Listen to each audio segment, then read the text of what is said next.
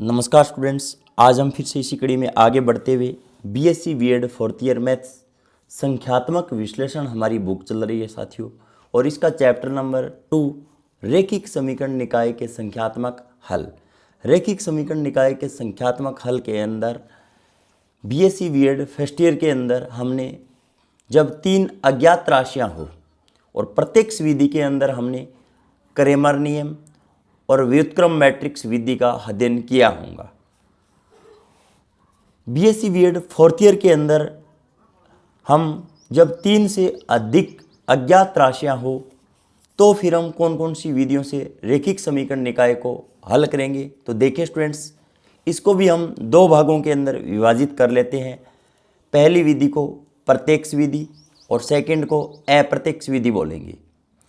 प्रत्यक्ष विधि के अंदर कौन कौन सी विधियों का अध्ययन करेंगे और अप्रत्यक्ष के अंदर हम कौन कौन सी विधियों का अध्ययन करेंगे, बारीकी से प्रत्येक विधि पे हम चर्चा करेंगे। आज हम इस वीडियो के अंदर प्रत्यक्ष विधि के अंदर गॉस विलोपन विधि का अध्ययन करने वाले हैं। साथियों, मैं आपको विश्वास दिलाता हूँ कि इस वीडियो में से 100% एक क्वेश्चन जरूर पुट अप होगा इस विधि पे आधारित। तो देखिए स्टूडेंट्स, प्रत्यक्ष विधि के अंदर हम गॉस विलोपन विधि का अध्ययन करेंगे, गॉस जॉर्डन विधि का अध्ययन करेंगे, त्रिकोणीयकरण की विधि अध्ययन करेंगे, चोल्स्की क्राउट विधि। अप्रत्यक्ष विधि के अंदर हम पुनरावृत्ति और उत्तरोत्तर सन्निकटन मान ज्ञात करते हैं और इस विधि के अंदर जैकोबी पुनरावृत्ति विधि और गॉस सेडल पुनरावृत्ति विधि का हम अध्ययन करेंगे। आपको क्वेश्चन इस प्रकार से पूछा जा सकता है, वो भी पुनरावृत्ति विधि है, वो कौन सी विधि है? तो ये साथियों अप्रत्यक्ष पुनरावृत्ति विधि है। और ये क्वेश्चन जो बीएससी बीएड 2021 के अंदर पूछा गया क्वेश्चन है, जैकोबी की विधि कौन सी है? तो ये अप्रत्यक्ष विधि और पुनरावृत्ति विधि है साथियों। तो आगे भी आपको भविष्य के अंदर इन विधियों में से नाम देकर प्रत्यक्ष और अप्रत्यक्ष विधि के अंदर आपको पूछा जा सकता है क्वेश्चन। तो देखिए स्टूडेंट्स, आज हम गॉस विलोपन विधि पे विस्तार से चर्चा करेंगे। गॉस विलोपन विधि की जो क्रिया विधि है उस पे हम विस्तार से चर्चा करेंगे, फिर एक एग्जाम्पल लेकर हम इस विधि को समझेंगे। तो देखिए स्टूडेंट्स, गॉस विलोपन विधि का उपयोग कर निम्न निकाय को हल कीजिए। ये आपको 3 इक्वेशन है वो दी हुई है। तो देखिए स्टूडेंट्स, क्रिया विधि के अंदर सर्वप्रथम हम क्या करेंगे, गॉस उत्तरोत्तर विलोपन विधि। इस विधि में रैखिक बीजीय समीकरणों के निकाय के गुणांक मैट्रिक्स को ऊपरी त्रिभुजाकार मैट्रिक्स में परिवर्तित करके पथ प्रतिस्थापन के द्वारा अज्ञात चरों का मान ज्ञात किया जाता है। सर्वप्रथम देखिए स्टूडेंट्स, हम x को गायब करेंगे, उसके बाद में द्वितीय पद के अंदर हम y को गायब करेंगे और तृतीय पद के अंदर हम एक रिजल्ट ज्ञात करेंगे। उत्तरोत्तर पद की सहायता से हम एक रिजल्ट ज्ञात कर लेंगे। अंतिम समीकरण से आरंभ करके पथ स्थापन विधि के द्वारा दिए गए निकाय का अभिष्ट हल हम ज्ञात कर लेते हैं। तो देखिए स्टूडेंट्स, उपरोक्त में अज्ञात चरों के गुणांक a1, a22, 1, a33, 2 और इस तरीके से मान चलते रहेंगे। अशून्य मानते हुए विलोपन प्रक्रिया की है। इन गुणांकों या अवयवों को आधारी अवयव कहते हैं। तो देखिए स्टूडेंट्स, आपको क्वेश्चन के अंदर इस तरीके से नाम लिखा हुआ मिल सकता है कि गॉस विलोपन विधि में आधारी प्रक्रिया का उपयोग करते हुए अज्ञात राशियों को ज्ञात कीजिए। आधारी प्रक्रिया को समझने के लिए हम पहले तो यहाँ पर आपको थ्योरी पार्ट के अंदर क्लियर करवाएंगे, उसके बाद में उदाहरण के अंदर मैं आधारी समीकरण और आधारी प्रक्रिया को विस्तार से समझाने वाला हूँ। आप वीडियो को अंत तक जरूर देखें। तो देखिए स्टूडेंट्स, n अज्ञात चरों की n समीकरण के निकाय पर n-1 चरणों में गॉस विलोपन प्रक्रिया करते हैं। विलोपन प्रक्रिया में यदि आधारी अवयव a11, a22, a33 इस तरीके से सभी के जो a11, a22 ये जो गुणांक है इनमें से कोई भी शून्य हो जाता है, तब गॉस विलोपन विधि क्या हो जाती है साथियों, विफल हो जाती है। तब शेष समीकरणों को पुनः व्यवस्थित करके अशून्य आधारी अवयव पहले स्थान पर लाते हैं और इस प्रक्रिया को आधारी प्रक्रिया कहते हैं। तो देखिए स्टूडेंट्स, हम एक एग्जाम्पल लेते हैं और इसकी सहायता से गॉस विलोपन विधि को हम क्लियर करते हैं। और ये जो क्वेश्चन लिया है मैंने वो बीएससी बीएड 2021 के अंदर पूछा गया क्वेश्चन है। तो देखिए स्टूडेंट्स, सर्वप्रथम आपको 3 इक्वेशन दिखाई दे रही होंगी। इन तीनों इक्वेशनों के अंदर x का सबसे बड़ा गुणांक इक्वेशन नंबर सेकंड के अंदर दिखाई दे रहा है, जो कि क्या है, 3 है।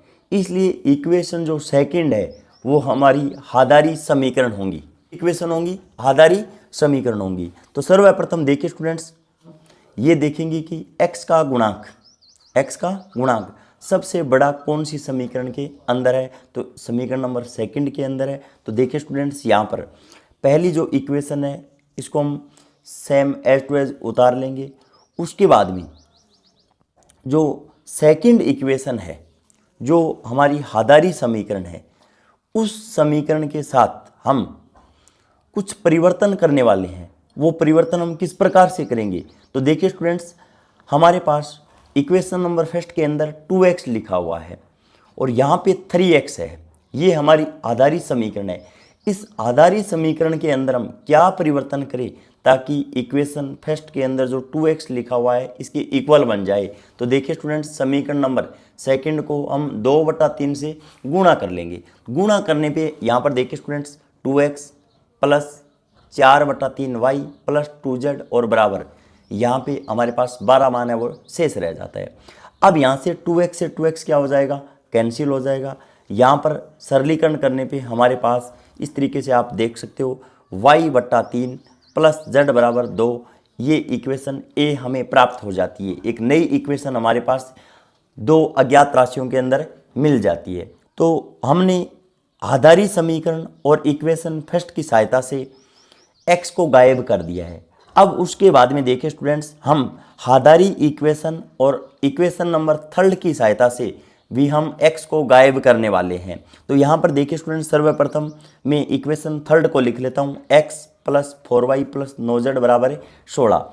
अब हम आधारी इक्वेशन के अंदर क्या परिवर्तन करें ताकि x से x कैंसिल हो जाए। तो यहाँ पर हम आधारी जो इक्वेशन है हमारी, ये जो सेकंड है, इसके अंदर हम 3 का भाग लगा देंगे पूरी इक्वेशन के अंदर।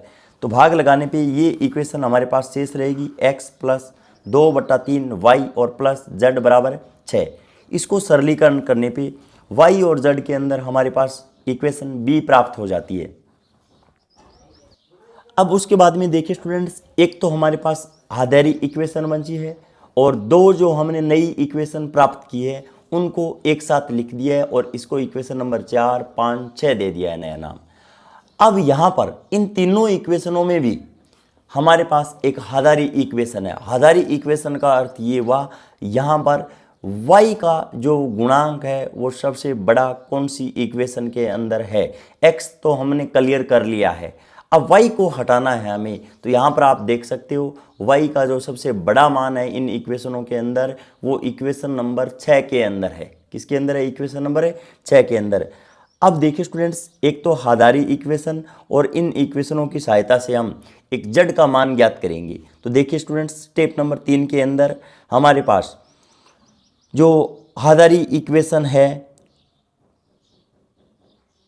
उस इक्वेशन में हम क्या परिवर्तन करें ताकि जो इक्वेशन नंबर 5 है उससे y है वो कैंसिल हो जाए। तो सर्वप्रथम मैं इक्वेशन नंबर 5 को लिख लेता हूँ, y/3 प्लस z बराबर 2।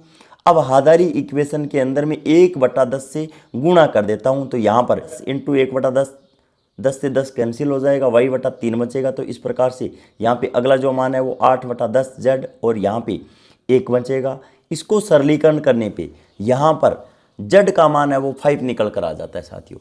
z का मान जो 5 निकल के आया है वो हम चाहें इक्वेशन नंबर 5 के अंदर रखें या 6 के अंदर रखें, तो यहाँ से हमारे पास y का मान है वो मिल जाएगा। इस प्रकार आप देख सकते हो y का जो मान है वो हमारे पास 9 प्राप्त हो चुका है।